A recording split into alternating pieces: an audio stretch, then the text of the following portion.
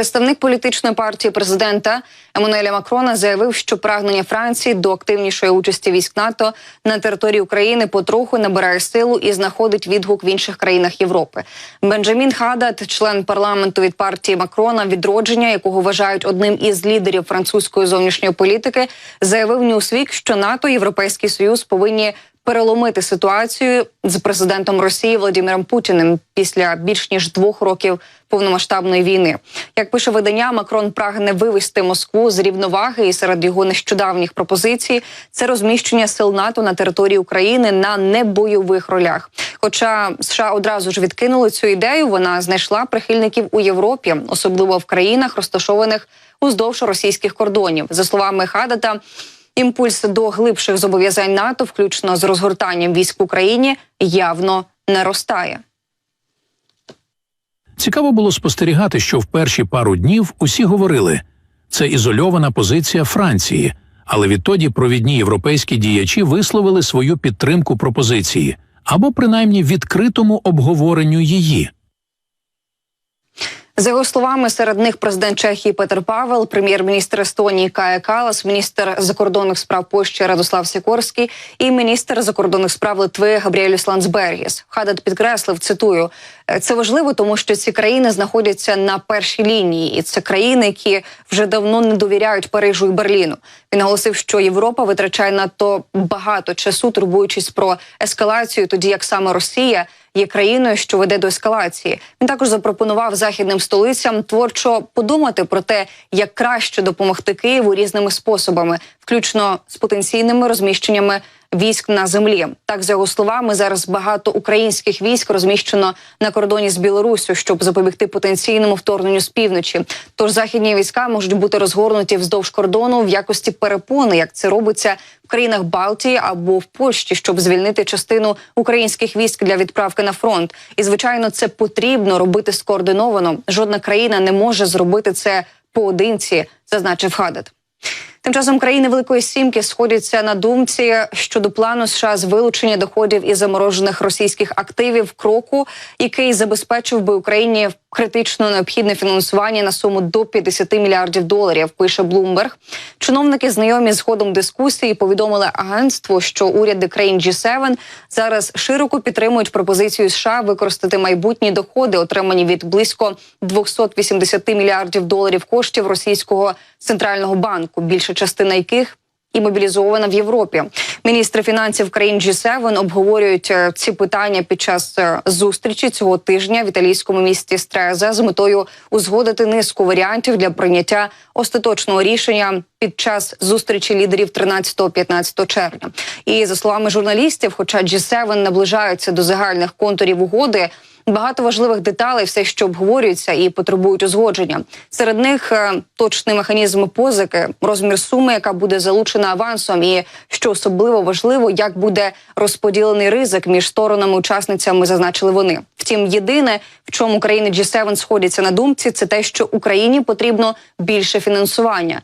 Гроші, отримані від такого плану, можуть бути використані для допомоги Україні у відновленні та військових потребах, заявила в четвер міністр фінансів США Джанет Єлен. Вона додала, що зібрана сума допоможе Україні не лише до 25-го року, але і надалі.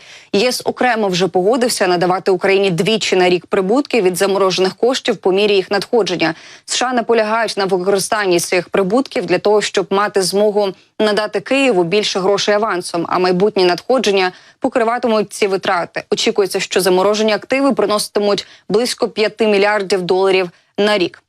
Якщо говорити про активи Росії, то дійсно США запропонували партнерам надати Україні допомогу в розмірі до $50 мільярдів. При цьому величезні витрати будуть відшкодовані за рахунок непередбачених прибутків від суверенних російських активів, які були заморожені та за якими нараховуються відсотки в основному в Європі.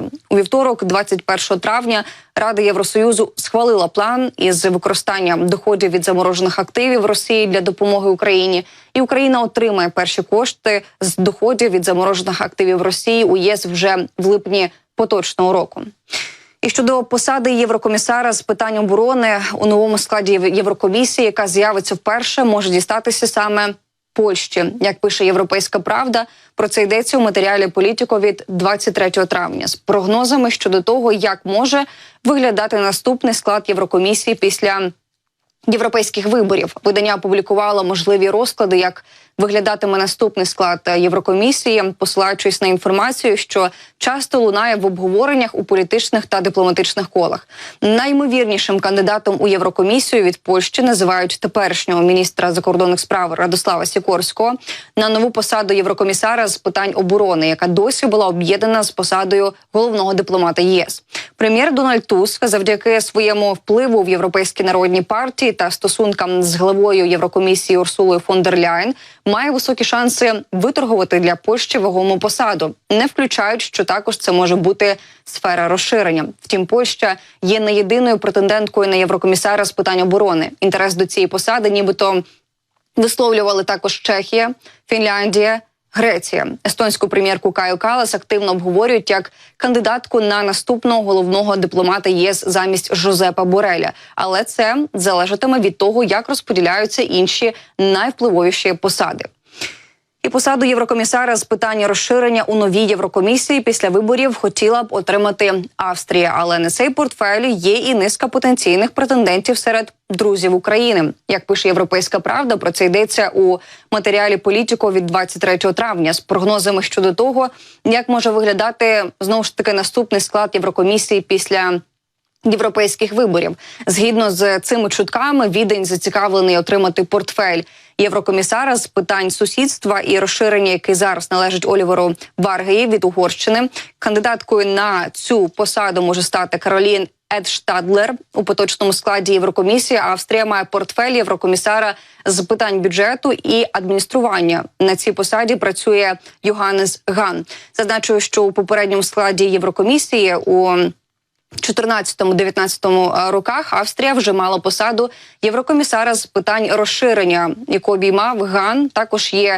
Тож є певні такі сумніви, що їй погодяться віддати цю сферу відповідальності повторно через такий короткий термін.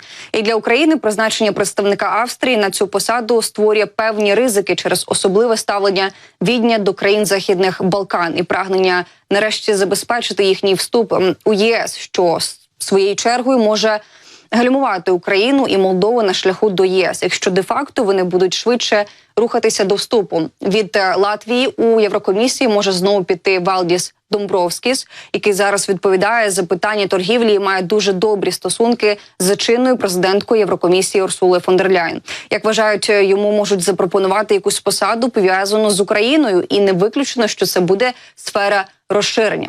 Потенційно сфера розширення може дістатися і іншим друзям України, які висловлюють інтерес до посад, пов'язаних з міжнародними питаннями.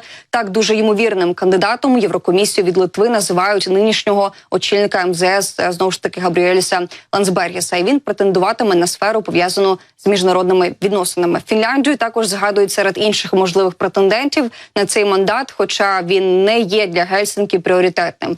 У мандаті єврокомісара з розширення може бути зацікавлена і Польща, про яку ми з вами говорили, хоча найбільше бажаною для неї є нова посада комісара з питань оборони.